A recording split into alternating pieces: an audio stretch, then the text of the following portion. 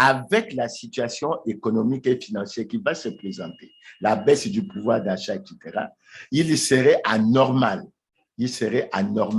que le gouvernement continue à protéger ceux qui se sont enrichis de façon illicite et à plonger davantage la population congolaise dans la misère. Parce que, Christian, n'oubliez pas, vous me posez la question sur le carburant. Le gouvernement essaie de dire que ça ne concernera que le super, et le Premier ministre a dit que le super, c'est pour les hommes riches. Non. L'incidence au niveau intersectoriel, ça touchera tous les secteurs. Vous allez voir bientôt les bus, les taxis, etc. Donc, ça va être une flambée des prix.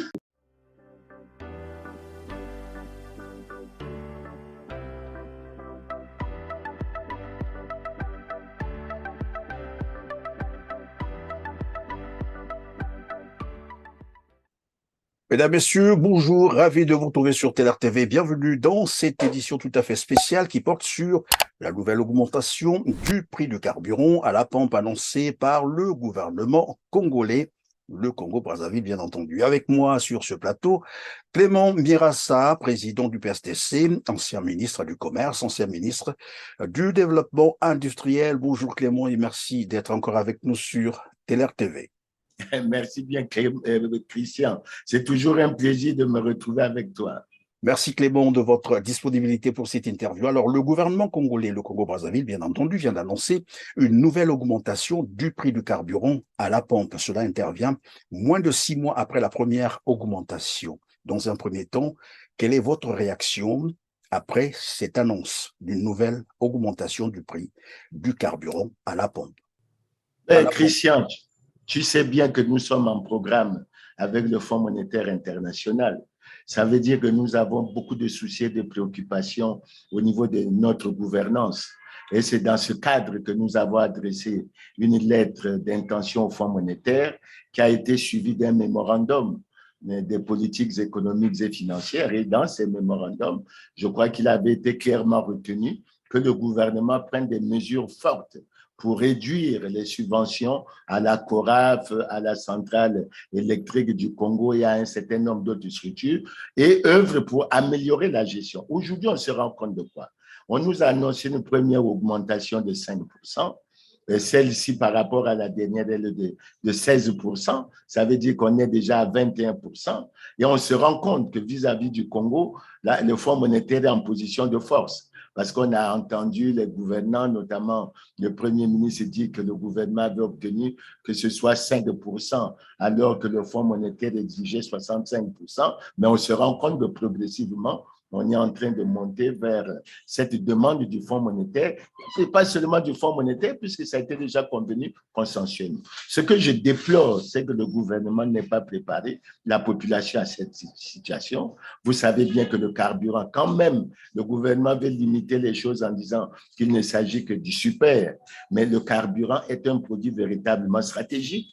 Au niveau de la production, c'est un facteur de production extrêmement important et cette hausse va agir sur les autres secteurs. Il faut donc qu'on ait au niveau intersectoriel comme une certaine cohérence. Mais il faut déjà se dire, mais il faut que le gouvernement se prépare. Il y aura une inflation parce qu'il va avoir une répercussion, qu'on le veuille ou pas, il va avoir une répercussion, notamment la première chose à relever, c'est que ça aura une forte incidence sur le pouvoir d'achat, sur le panier de la ménagère. Sur le panier de la ménagère. Et c'est pour ça, Christian, que nous insistons sur quelque chose. C'est le moment pour le gouvernement, au lieu de divertir les gens en disant qu'il n'y a pas de scandales économiques et financiers, qu'il n'y a pas de plaintes qui ont été déposées, c'est maintenant le moment de la vérité. Monsieur Alphonse Maboussou, consultant en expertise pétrolière et minière, a bien révélé qu'il y avait 133 000 milliards de francs qui étaient planqués dans les paradis fiscaux, cachés dans les bas de laine, dans les cimetières et dans les églises. Le Congo a véritablement besoin d'argent. Les Congolais ont véritablement besoin d'argent pour surmonter cette épreuve. Et il est bon que le gouvernement agisse pour faire venir cet argent, pour exploiter ces fameux dossiers des crimes économiques et financiers, que l'argent qui est détenu par une minorité rentre. Et comme le Premier ministre avait déjà annoncé cette hausse, mais en même temps, il avait annoncé un collectif budgétaire, il est bon que dans ce collectif budgétaire, qu'il y ait des mesures fortes sur la réduction du train de vie de l'État et que ça touche les conditions de rémunération des responsables politiques, ministres, responsables des institutions et autres, que l'on ramène ces salaires à des niveaux compatibles avec la situation réelle. Il faut, à mon avis, qu'il y ait un ajustement au niveau gouvernemental. Il y a trop de pléthore. Le gouvernement est trop pléthorique, il y a trop d'assimilation avec le rang des ministres au niveau des institutions. Vous savez, même certains ont pu penser, comme au Sénégal, qu'on aurait pu même aller, au lieu d'aller à l'élection des sénatoriales en août 2023, qu'on aurait pu penser pratiquement à supprimer, à se passer du Sénat et à ne se contenter, au vu de la situation de crise de l'Assemblée. Oui, mais pardon, Clément, lorsque vous parlez du train de vie de l'État qu'il faut réduire, bien entendu, parce que nous avons quand même un gouvernement où les ministres sont payés à 15 millions de francs CFA dans un pays où les gros salaires, normalement, les cadres, c'est autour de 500 000, 400 000 par là. Mais est-ce qu'en annonçant, bien entendu, cette nouvelle augmentation, le gouvernement n'a-t-il pas annoncé les mesures d'accompagnement, par exemple? Je n'ai pas encore bien perçu les mesures d'accompagnement, mais vous avez vu que lorsque l'augmentation était de 5%, on a été comme un peu surpris, alors que le gouvernement, en signant la lettre d'intention, en allant au mémorandum des politiques économiques et financières, savait bien. Le gouvernement aurait dû déjà travailler sur l'incidence ou les incidences d'une telle mesure sur les différents secteurs de l'économie et sur l'économie de façon générale. C'est pour ça, quand je vous prends un exemple simple, aujourd'hui, il serait inadmissible que les retraités ne soient pas payés à l'indice 300 pour ceux qui ne le sont pas encore. Il serait admissible que des dispositions ne soient pas prises pour qu'on paye et les arriérés et les arrérages des retraités. Il ne serait pas convenable que les bourses des étudiants ne soient pas payées. Donc, il y a vraiment un véritable problème. Or, le problème qu'on a, au lieu de se préoccuper des niches où on peut récupérer cet argent, parce que je vous ai parlé déjà de la réduction du train de vie de l'État, mais l'autre dossier, c'est qu'il faut accorder une attention toute particulière à la lutte contre la corruption pour récupérer l'argent qui a été détourné. L'argent qui a été détourné, l'argent dû à la corruption, à la fraude, etc.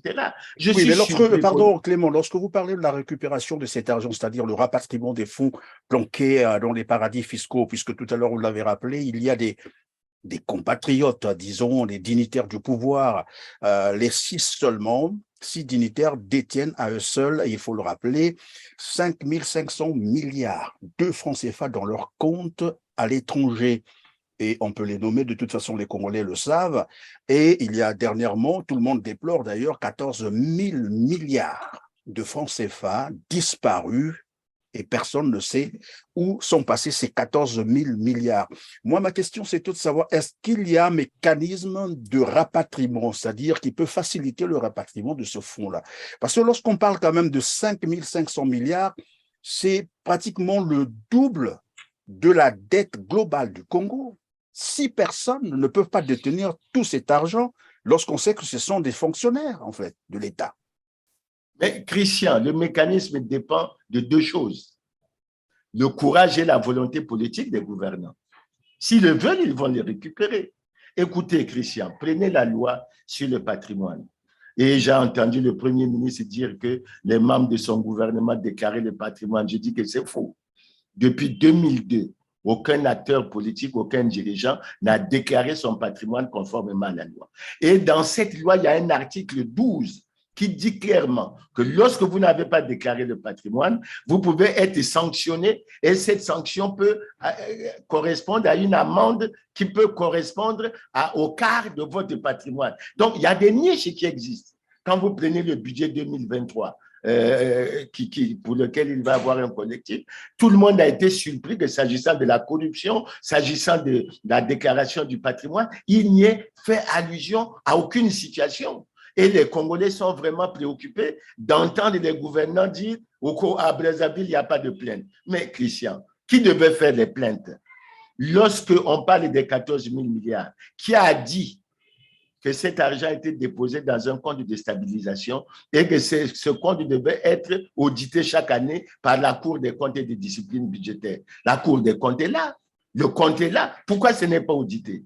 Donc, il faut, à mon avis, de façon structurelle, Christian, avec tout ce qui se profile. Oui, mais dans le même sens, pardon, Clément, la justice congolaise pouvait aussi s'autosaisir, puisqu'on parle depuis là des Panama Papers, des Pandora Papers. Il y a des dernières révélations faites par Libération.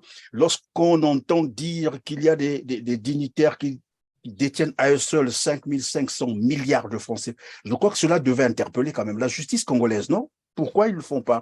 Au lieu d'aller dire sur les plateaux télé, écoutez, les Congolais ne s'en préoccupent pas. Interpeller la justice congolaise, oui. Mais vous avez écouté le Premier ministre qui a parlé de ces 12 batailles. D'ailleurs, quand on écoute ces 12 batailles, je crois que le Congo devrait être effectivement émergent en 2025, mais je regrette que notre situation est beaucoup plus préoccupante et dramatique. Mais vous avez entendu le Premier ministre parlant des dossiers, par exemple, du FIDA.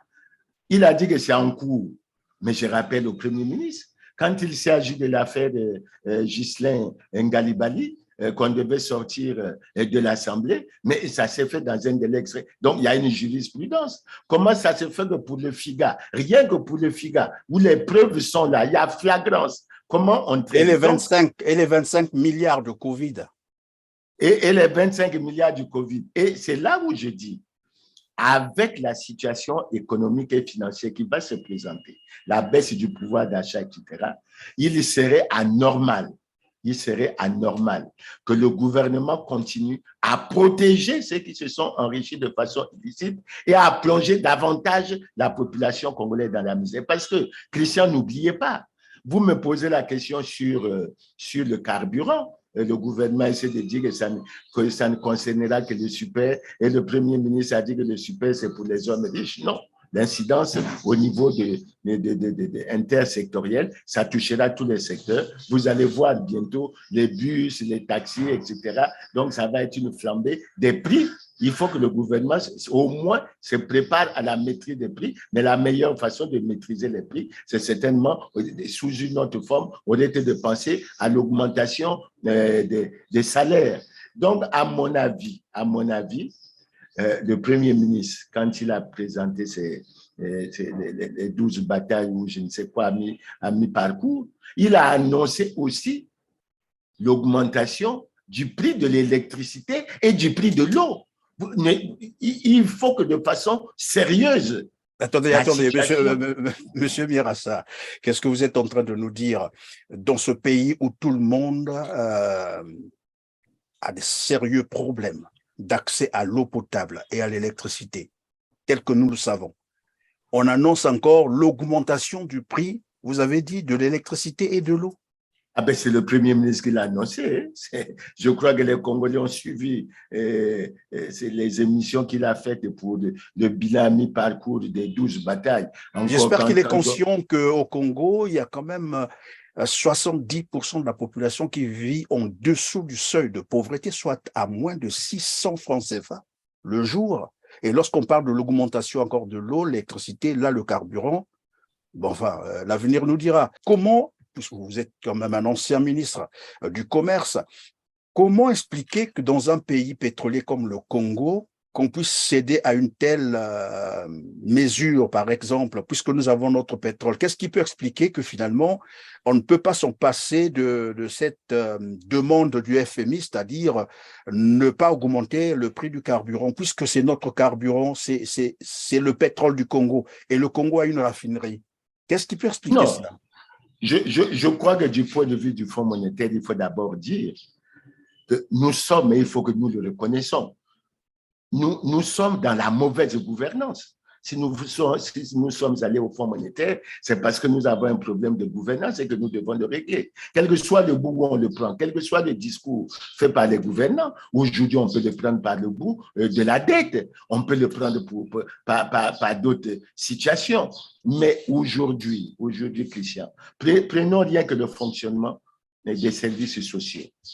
Prenez le CHU à l'étape actuelle, avant qu'on ait parlé de l'augmentation de 16% du prix, du nouveau prix du super et probablement, je ne sais pas quel sera le pourcentage au niveau de l'électricité, etc. Mais il faut que le gouvernement regarde. Mais en regardant, il faut que le gouvernement sache que le Congo, c'est plus de 5 millions d'habitants.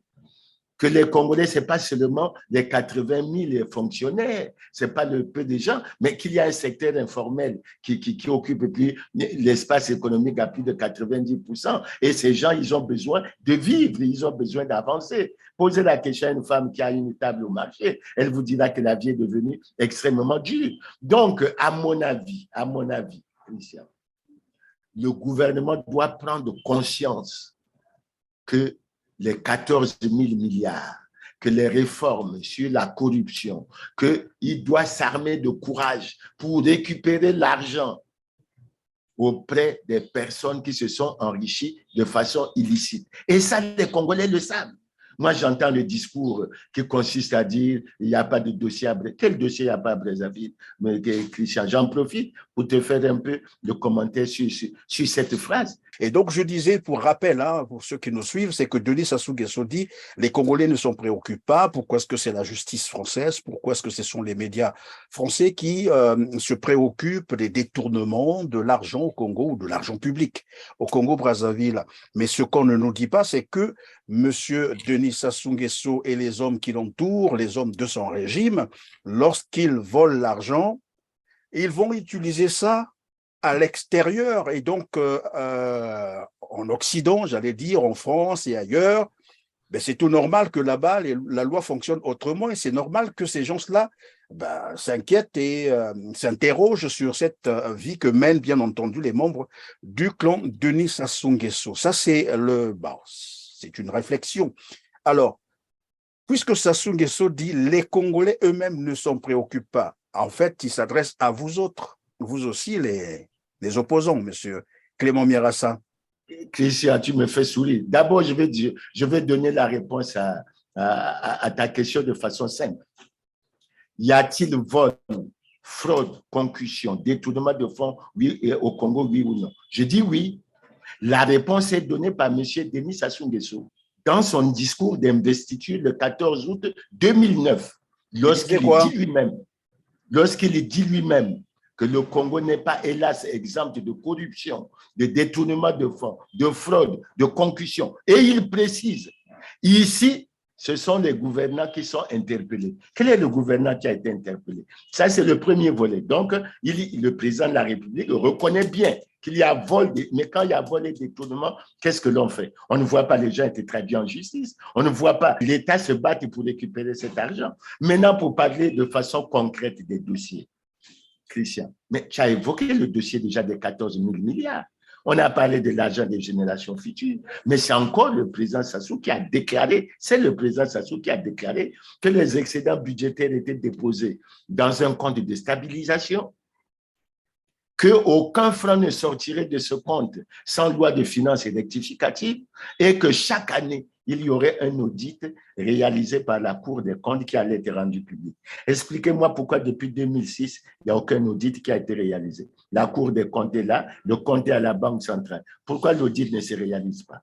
Et ça fait peser des soupçons de protection des gens qui sont à la base des doutes. Mais ce n'est pas tout. Christian, en 2017, dans son message sur l'état de la nation, le président a épinglé le fait que des sommes importantes avaient été débloquées pour le développement de l'agriculture. Mais il a souligné lui-même que c'était pour des résultats mitigés.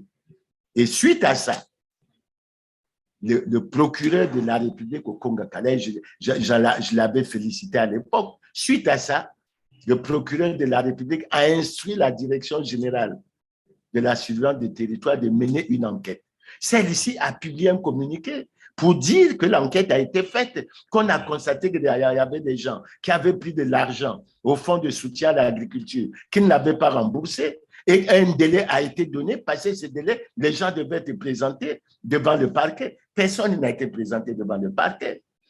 Les retraités savent que 9 milliards, une somme de 9 milliards a été débloquée pour les pensions de novembre et décembre 2016. Le directeur général de la CREF a reconnu que l'argent est bien arrivé dans un compte LCB de la CREF et il a dit lui-même que l'argent a disparu et il a souhaité que le dossier qui était monté à propos, qui se trouvait à la justice, puisse avancer. Mais ce dossier n'avance pas.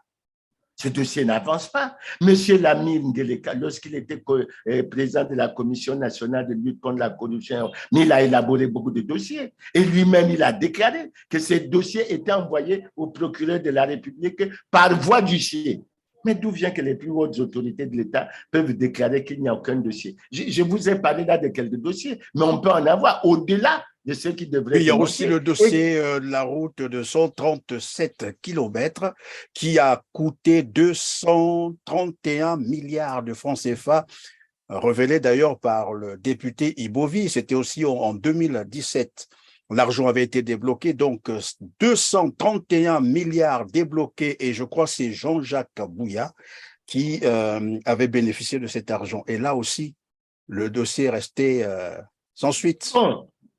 Donc, à mon avis, les Congolais sont quand même surpris de l'attitude des gouvernants qui, d'une part, reconnaissent eux-mêmes qu'il y a des vols, des détournements. La preuve, il y a une ministre, et je m'excuse de la citer, Madame Lydia Jacqueline Mikolo, qui malheureusement est prise en flagrance dans le dossier de FIGA. Et ça, on ne va pas nous dire là aussi qu'on attend. Le dossier avait déjà été examiné par la commission économie, finances et contrôle budgétaire à l'Assemblée. On a lu dans les journaux, notamment j'ai lu dans le Troubadour, que ce dossier était parti à la CID, à la Centrale d'intelligence et de documentation, qu'il avait finalement transmis à la Haute Cour de justice. Et on est surpris d'entendre le Premier ministre dire qu'il travaille sans bruit. Mais les Congolais, ils vont mourir parce que le gouvernement travaille sans bruit, parce que ce n'est pas en travaillant sans bruit, en laissant les Congolais plonger dans la misère et dans la pauvreté que l'on va trouver des solutions.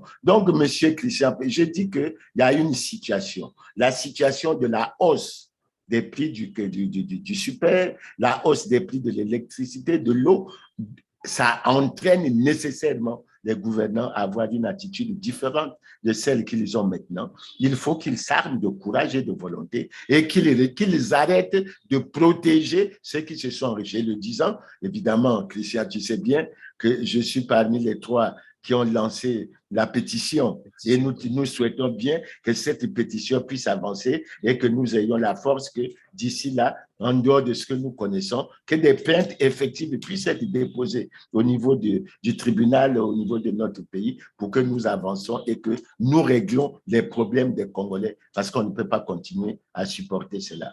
Et qu'en est-il donc de la suite, évidemment, de cette pétition? Vous l'avez déposée, disiez-vous, dans les différentes institutions? Non, les délais que nous nous sommes donnés ne sont pas encore épuisés. Nous continuons, nous allons examiner. Nous avons évoqué un phénomène que nous attirons l'attention des Congolais parce que nous constatons qu'ils ont peur. Mais quand tu as faim, il faut que tu te battes pour que tu sortes de la pauvreté. Mais pour sortir de la pauvreté, il faut te battre pour que ton argent qui a été volé, détourné, puisse être récupéré pour que ça serve à résoudre les problèmes de tous les Congolais. Mais sinon, aujourd'hui, je pense que toutes ces mesures, Christian, vont sévèrement toucher le panier de la ménagère, vont sévèrement toucher le pouvoir d'achat des Congolais. Et il est bon qu'il y ait vraiment récupération de cet argent. C'est pour ça que je souhaite que dans le collectif que le gouvernement envisage d'examiner, puisque le Premier ministre l'a annoncé à Paris, je souhaite que dans ce collectif, il y ait 3 aspects parmi tant d'autres. Il y a 3 aspects que je trouve importants. Il y a la réduction du train de vie de l'État. il y a la lutte contre la corruption pour récupérer cet argent à travers les dossiers. Et ce qui me fait rire, Christian, c'est que la haute autorité de lutte contre la corruption a été très dynamique pour chasser les étudiants dans les fraudes au bac et tout ça. Mais nous souhaitons que pour les responsables des scandaleux crimes économiques et financiers, que la haute autorité de lutte contre la corruption garde la même ardeur et travaille pour que l'on pense. Et j'ai cité tout à l'heure une niche. Il y a l'article 12 de la loi sur la déclaration du patrimoine qui peut permettre de la récupération, donc des rentrées encore plus fortes au budget. Parce que tels qu'ils sont tous là, tous ceux qui devaient déclarer leur patrimoine ne l'ont pas fait. Et j'ai été choqué d'entendre le Premier ministre dire à Paris lors d'une interview, je crois, à TV5, que les ministres étaient non. Il y a eu une tentative de déclaration qui a été faite en 2021. Clément Mirassa a introduit un recours à la Cour constitutionnelle. Celle-ci a déclaré clairement, par une décision, que ce qui se faisait n'était pas conforme à la Constitution. Et depuis 2021, vous n'entendez plus. J'entends là que le ministre de l'Intérieur a installé les préfets, même on a installé tout dernièrement le bureau de l'Assemblée, tout ça. Aucune de ces personnalités n'a déclaré son patrimoine et il devrait être sanctionné parce que la loi est dure, mais c'est la loi.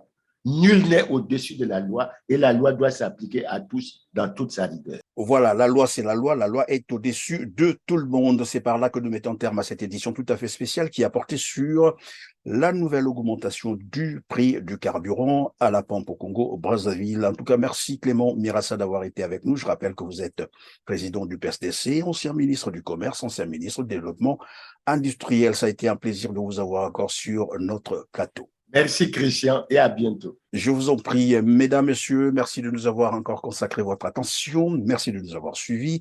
Mais comme d'habitude, je vais encore vous rappeler de cliquer sur le petit pouce en l'air, c'est juste en bas de cette vidéo, et de partager massivement cette émission pour nous aider évidemment à atteindre un plus grand nombre de téléspectateurs. Pensez également à vous abonner si vous ne l'avez pas encore fait pour être prévenu de toutes nos prochaines productions. Nous souhaiterions également vous lire en commentaire. Dites-nous ce que vous pensez des sujets qui ont été évoqués au cours de cette édition tout à fait spéciale. Merci et on se retrouve très bientôt.